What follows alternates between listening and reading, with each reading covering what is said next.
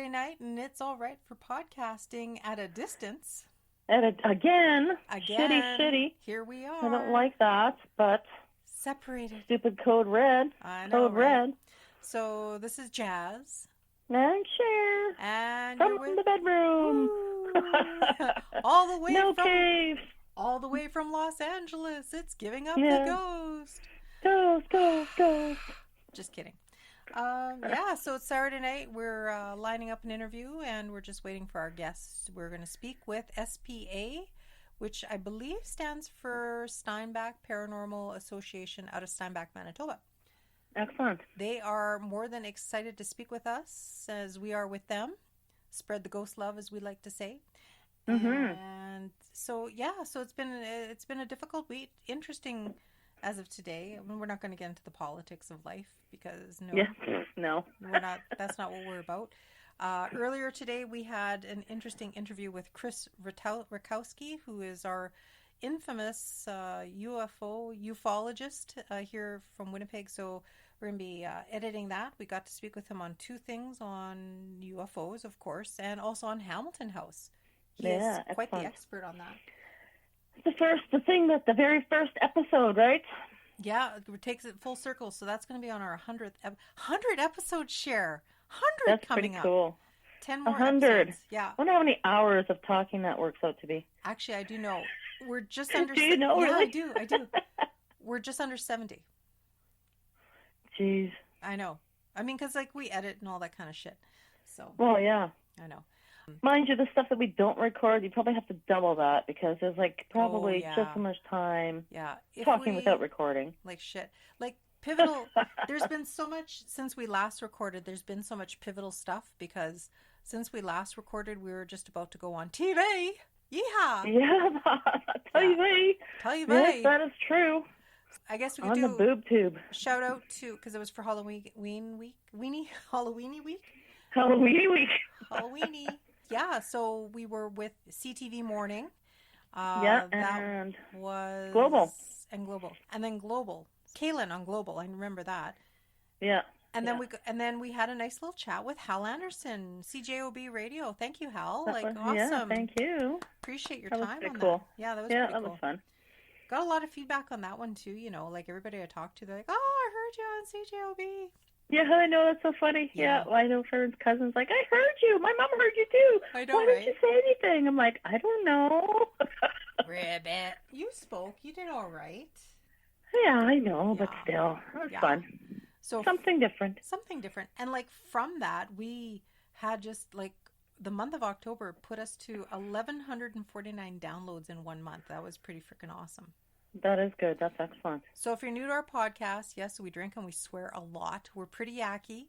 We don't deny that. We try and minimize that with editing sometimes. But sometimes it's just so freaking funny. We got to leave it in. Life is... At least we think we are. I'm a Libra. I'm apologetic. I like to... make everybody happy. It's the only child syndrome, but you know what? Screw it. You can't make everybody happy all the time. There's people that listen to us and love us and like what we do, and we love what we do. So, I can't please you. If you don't like the show, I'm sorry. Fuck off. No, I know. I shouldn't have said that. I know. Because we had some people don't like our swearing. No. Oh, well. We had a couple of bad ratings. It kind of bothered me, and I felt all apologetic. But you know what? We're having fun. We're doing this for free. We're not professional by any means at all. Oh, my God, no. Shit, no. If it's for free, you get what you get. That's it. So in saying that, stick around, enjoy the ghost show or whatever you want to call us. I was going to say shit show, but then I'd be swearing again. I know, the wacky show. Oh my, the wacky show, the wacky ghosty, ghosty with the mosty show. I'm not too sure, but it's been a hell of a ride, Cher. I can't speak for her. Our guests are ready here, so let me just cue her up. Hi. How are you? Hello. Good. Where are the others? Hi, guys. Hello. Hi. Just going to turn up the volume. Me and Cher have been already recordings. Welcome to the Pod Lounge. One day when COVID is all done, you guys come over and we do it in person because we like the one-on-one thing, or in your case, 3 or 6 on 2. It's like the 6-on-1 thing. So, in any event, again, Cher and I are interviewing an interesting group. They are from Steinbach, Manitoba. They are with us tonight on Saturday night in the Pod Lounge via Facebook Messenger video calling. Thank you for joining us, ladies. Appreciate that. Thank you. So, You're welcome. Thank you for having us. For sure. So your group is called SPA, which I'm assuming is Steinbach Paranormal Association? No, it's called SouthEast Paranormal Association. So close. Okay, SouthEast Paranormal Association. Thank you for confirming. How long have you girls been, or girls, I guess you have 2 guys in your group as well? Is it 2, 3? Yeah. 2 guys? Well, three guys. Three. Okay. So the 3 ladies we have with us, if you guys want to just shout out your names again for the recording. Pat, Leslie, Monique. There we go. Pat, Leslie, Monique. Initially, you had 6 or 7 to your group, was there? Yes. Okay. You've been doing this for about 2 years, 2.5 years? Roughly, has it been longer? It's been way longer because I think it's been longer, yeah. Okay. Kim started it originally. Yes. And then, and then Kim just also stopped, and then you took over. Then I took over. And yeah, with you at the reins, we've been doing it probably about 3 years. But that's, yeah, because SPA has been around probably I'd say about 5 years now. Oh, okay. Cool. Oh, okay. In your time with the group, you've seen a lot of spooky stuff, seen a lot of questionable stuff? I'm an empath. Okay. I feel a lot. Sometimes I see, not all the time, but most of the time is I feel a lot of the presences and stuff. Like there's one in here right now. Is there? Yeah. Nice. But you have told me it's not an evil one. No, it's not an evil. But I'm thinking it could possibly be my mom. Nice. I've already had an attachment before. Those are not fun. No. I don't recommend it to anybody. Yeah, especially when you bring it to my house. Whoops. Do you think the attachment that you're talking of, do you think you got it while you were out checking on a location? Yes. Yeah. I acquired it in St. Elizabeth. Okay. And what was the case that you were working there, if you don't mind me asking? We had just been told that there was a lot of activity at it's essentially an abandoned town, and like there's a church and one house left. Everything else is basically condemned or whatever, and we were told that there was a lot of activity happening there, so we wanted to go check it out. And it did not disappoint, but I also came home with something. Oh, geez. And did do you guys record and stuff as you go, and like with the video, or? Yeah, we have audio and video. And and then we played the audio back when we were at another team member's house, and we picked up some stuff, which was quite. Me, for the first time, it was a little bit. I was like excited, like, oh, we caught something. Yeah. Right. And then, Sure. And and I heard footsteps, and I looked at Monique and I said, do you hear that? And she said yes, and it seemed like her and I were the only ones that heard that. Right. I've heard that's very common though too, right? Like when you have a group of people exploring and investigating a location, whether it's a house or just like a place, you'll hear that quite often, that you'll only get 1, maybe 2 people in a group. They'll actually pick up on something. Oh, yeah. And then we were at another lady's house. She was a part of our group, but she's no longer a part of. And every year she has a kind of like a little tribute to her husband, because her husband is gone. So she invited us over there. And we went there, and we picked up stuff there too. And me and Monique went for a walk, and we both looked at each other, and like we heard like a gunshot. Ooh. We heard a few gunshots, and then we heard a child screaming. First we heard a dog barking, then we heard the gunshots, then we heard a child screaming. And it was it was very vivid. Like it seemed like it was not far away from us. Yeah. And it was just me and Pat that were like on our own, and our other group members were waiting for us at the camp, I guess you could say. Yeah. So Pat and I made our way there, and like we asked, like, did you guys just hear that? They said, hear what? You didn't hear the gunshots. What are you talking about? We didn't hear nothing. Yeah. Wow. Like Pat and I were the only 2 that had heard the gunshots, the dog barking, and the child screaming. Wow. But apparently the backstory is there was an old farm not far away. Yeah, I know it's a schoolhouse. And a school or something. And yeah, there was stuff that happened. Apparently the father had to put down the dog, the child's dog, and the child witnessed it, and that's what we heard. That was well, geez, at least could have been so much worse. Yeah. At least it was actually it wasn't real, but it was real. Right. You know what I mean? Like it seemed really, really real, but it was only Pat and I that heard it. Right. Which was kind of cool. Right. And what was the relevance that it had to the other girl's house? Like, this was obviously outside, but so was this like her family or anything like this, or? It's her property. The property that she is on had a lot of background to it. Okay.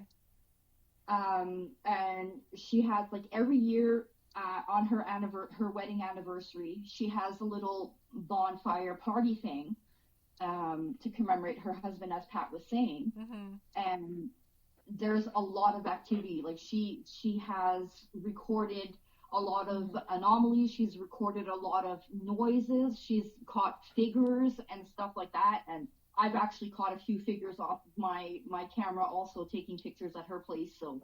Wow. Oh, have you seen her stuff too? Yes. Oh, cool. Yes.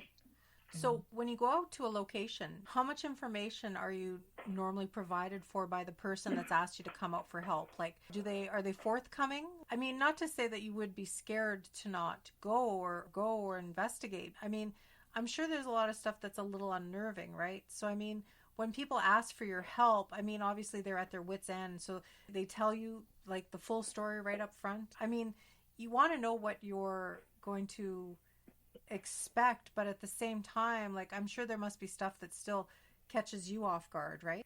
There are things that are withheld.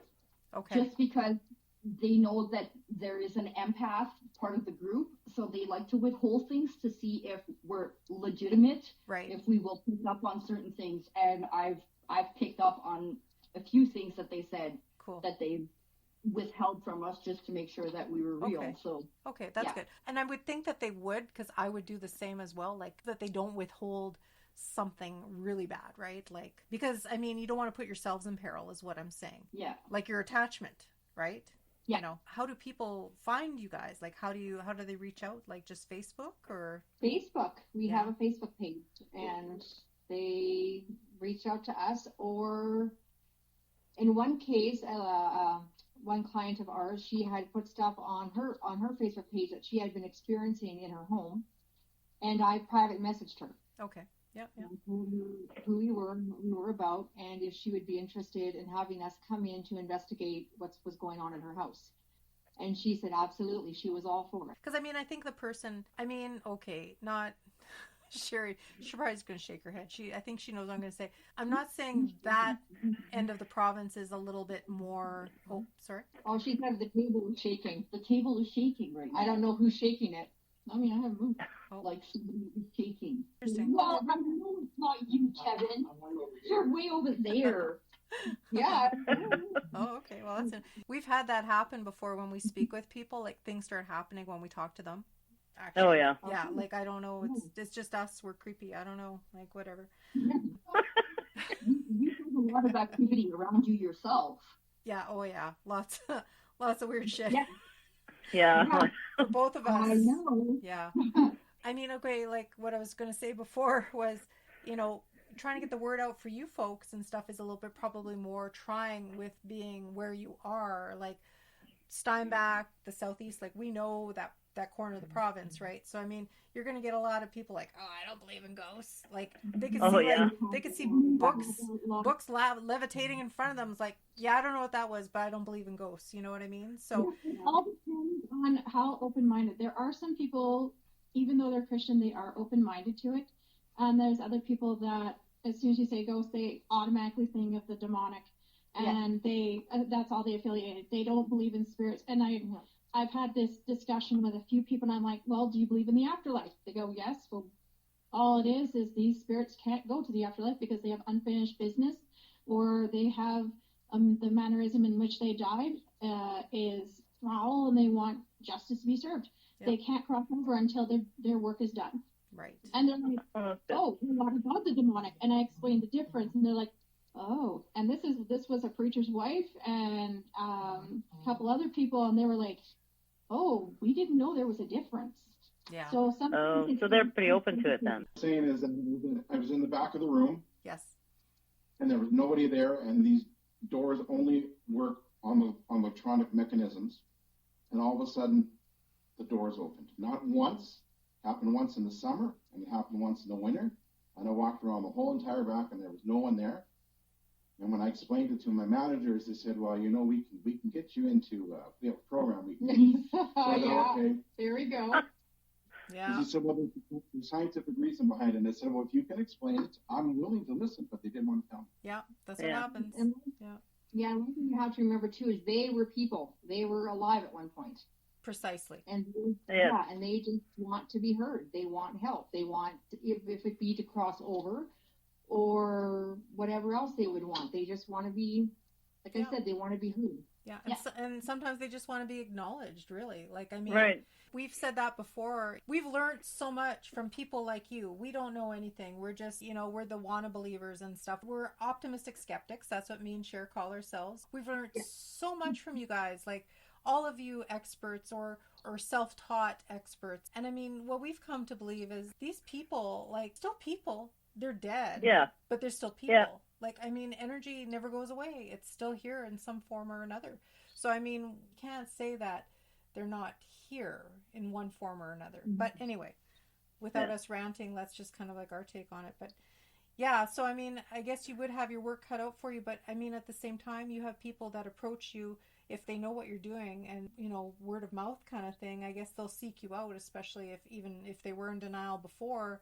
And if they need help, no matter how Christian they are or whatever the case may be, whatever their beliefs are, if they know they need help, they come to you, right? I had one gentleman that had messaged me asking for help. And I explained to him what we would do and everything like that. And then he said that he was going to get back to me because he had to speak to his wife first because like they were kind of getting scared of being in their home. Ooh. He spoke to his wife and she was dead set about getting anything done. So, I mean, in that case, there is absolutely nothing we can do except to that's too bad.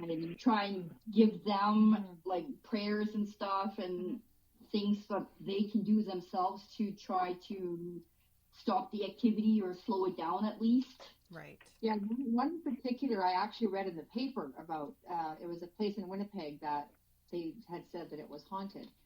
And I reached out to the manager and I explained to her who we are and if we could come see for ourselves that this was true. Yeah.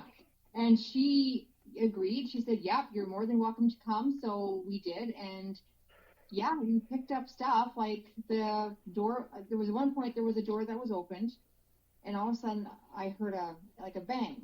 And then I went towards that area and I said to the guy that was there, I said, "Did you close this door?" And he said, "No." And I said, "Okay." Then it was shut.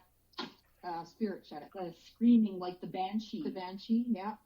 Like we all heard like a banshee screaming, and it was just us in there. So yeah. Almost we had 4 different spirits that we came in contact with. 2 were attached to the person renting, and 2 were attached to the house. And at one point, we were in this one room using the spirit box, and we had picked up a little girl, and all of a sudden she screamed monster because one guy that we were with, he literally almost filled the doorway, and she screamed monster, and I got grabbed from waist down. I went cold. Oh God. And she was absolutely petrified. Now, being at this time, I had a child that of my own around the same age, so I covered her and just told her, no, he's with us, it's okay. And it turned out that the father abused her and her sister, who was also attached to the house, and they would hide in the closet and stuff because they were abused. Oh, that's so sad. Oh my God, that's heartbreaking. They kept the woman who was renting the house, her children's toys would randomly go off when there was nobody there. And we actually recorded. We caught that. Manick stepped on a toy instead of the toy that the child usually played with, she stepped on another one and caught the child's attention, and we found out her favorite color was yellow. Yeah. So we were encouraging her to keep doing that, so we recorded it. And that same little girl followed us upstairs into this room, and that's when I was grabbed. Yeah. Because I had spoken with her, and she felt that she could talk to me. Yeah. And yeah, it was an experience being grabbed. Yeah. I've been grabbed by small children before, but this was a totally different feel. Okay. And it was a very interesting experience. I've been touched before by ghosts. I actually have one that is protecting me since he committed suicide. So I know I've been touched several times, but this was a totally different experience than that. So yeah, and the other two spirits in that house, we found out that like the lady, she lost her son, and we figured out that her son is waiting for the mother to get closure. That's why he's still sticking around. Okay. And maybe he'll put the two with him. And then we noticed a man in the window, and we found out that the man in the window was her daughter's father, who was murdered by his brother, and they were waiting for that to go to trial. So we figured if that goes to trial and he gets convicted, then that'll give that man closure, so he can move on, eh? Sure. Right. That's all in one house. Yeah, and then she was also saying that I guess her baby or 1 and 2 year old was having a conversation with someone. Yeah. And it turned out it was his brother.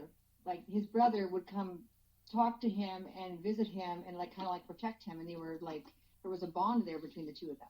Right. Wow. This is all one house. That's a lot in one house. Yeah. So with the children though, like do you know if like little kids pass in that house? Like is that why they're still there or?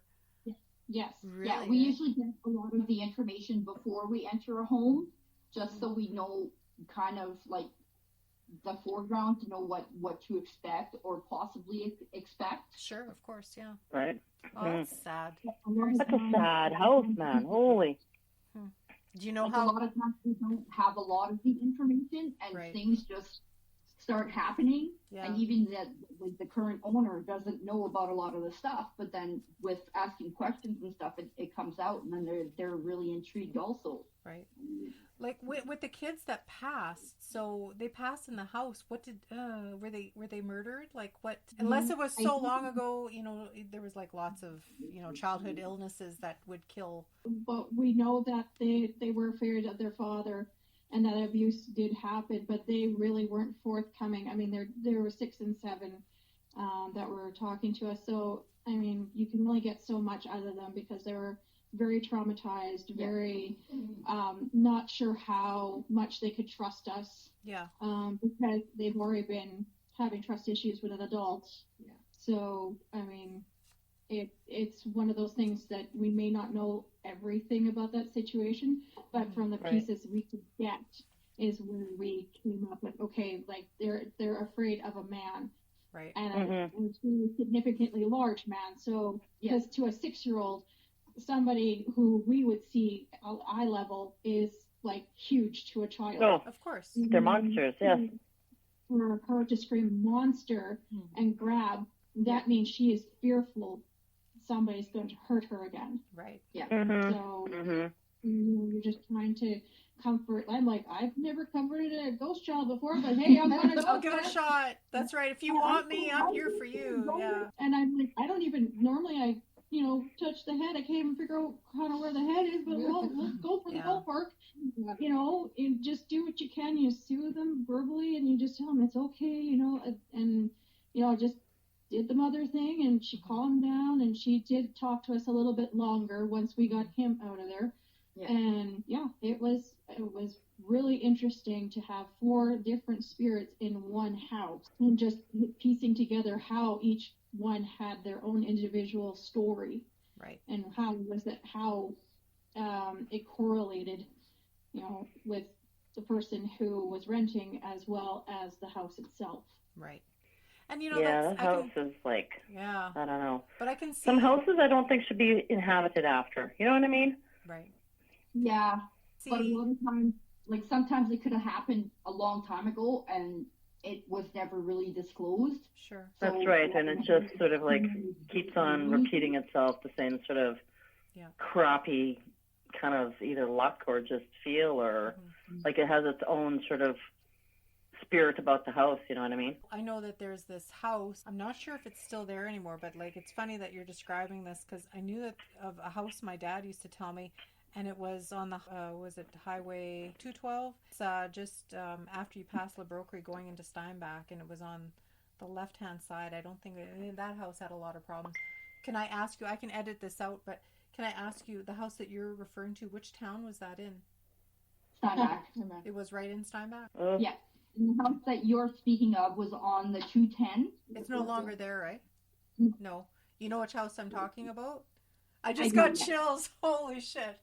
Yeah. Yeah. No, I've heard some pretty... My dad had been in that house, and he had a buddy that was staying in that house, and the rocking chair would go on its own. Yeah, and my dad too. Yeah. My dad. Shit, I just got another shiver. Oh, but yeah, like he said, the rocking chair would go on its own. The TV would just turn off. They'd unplug the TV. The TV would still go on. And the other thing he said that, I guess the guy he knew or the family he knew that was staying in there, they had little kids, and the little kids would keep talking to somebody, like talking to somebody. That's my friend, and blah, blah, blah. And they thought, okay, imaginary friend, kids got imaginary friend, but then all this other weird stuff they couldn't piece together started happening. And then sure enough, they happened to find an old shoebox that had old time pictures in it, right? And as they're going through the shoebox, the kid goes, yeah, that's my friend right there. Oh, like, crap. Oh, shit. Right? And it was the spirit of an old man. I'm not sure if he died there, but he stayed with the house.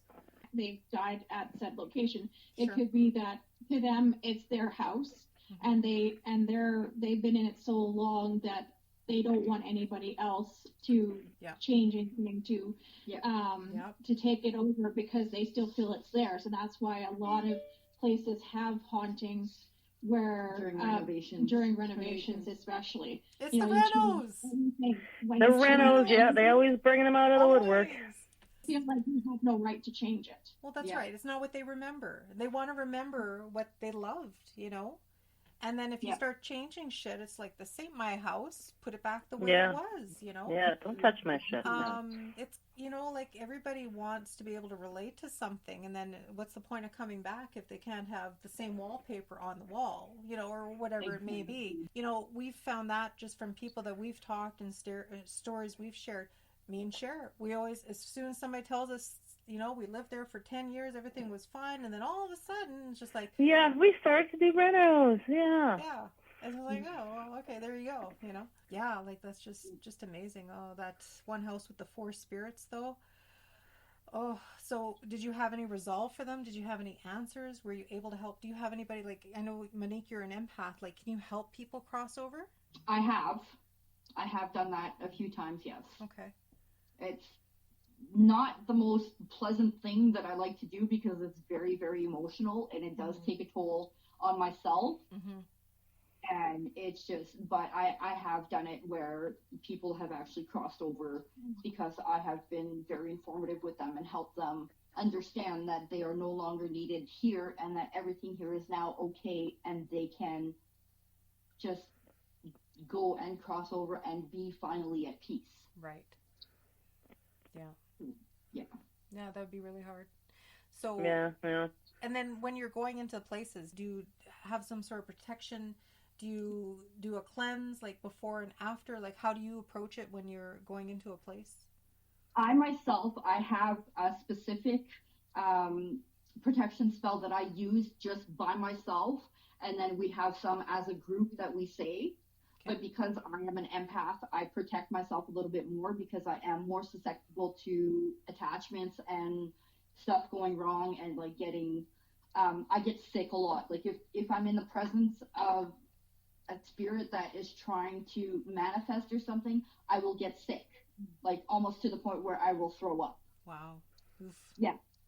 Okay. It's not fun. No. I don't recommend it. No, obviously. No. But I've been touched numerous times. I've had, like I said, I've had an attachment. I've had, a lot of times I will hear, like, kind of like whispers, but I can't really make it out. Oof. And then I'm just like, I just got to sit there and be attentive, and then I just kind of follow where it is, and then things start happening. Right. So then I know there's a spirit there, but yeah. And I'm just confused because I can feel something present, and well, I'm not as empathic as her, but I'm starting to hone in my skills where I'm finding, you know, I can get touched. I am starting to hear stuff like she does a little bit. And, you know, we work together kind of like a team where she says, I think I hear something, and then I'll come and, you know, verify what she's hearing. And she gets touched more than I do, but sometimes I'll get touched. Like that in case in point where I got grabbed and she did not. Yeah. Sometimes that happens. I had with that one time when we went to St. Elizabeth the second time when I got to go. Yes. When I held the spirit box, I had whistling. Yeah. Somebody was whistling at Somebody was whistling at me like a cat, almost like the cat call kind of thing. Like, yeah. No. And I'm going, oh, dude, it's like, dude, you're blind. And then we had another of our team members. He had gotten scratched. Oh. And what else had happened? Well, that one we passed the spirit box around, and the whistle never happened for anybody but me. Yeah. And then there was like we had went to the cemetery in St. Elizabeth, and there was a grave of little children, and they were French. I'm French. Mm-hmm. So like they started speaking in French. So I communicated with them in French, and my French, I've lost a lot of it, but I try my best. And like it was really interesting to be able to communicate in the spirit world in like my native language.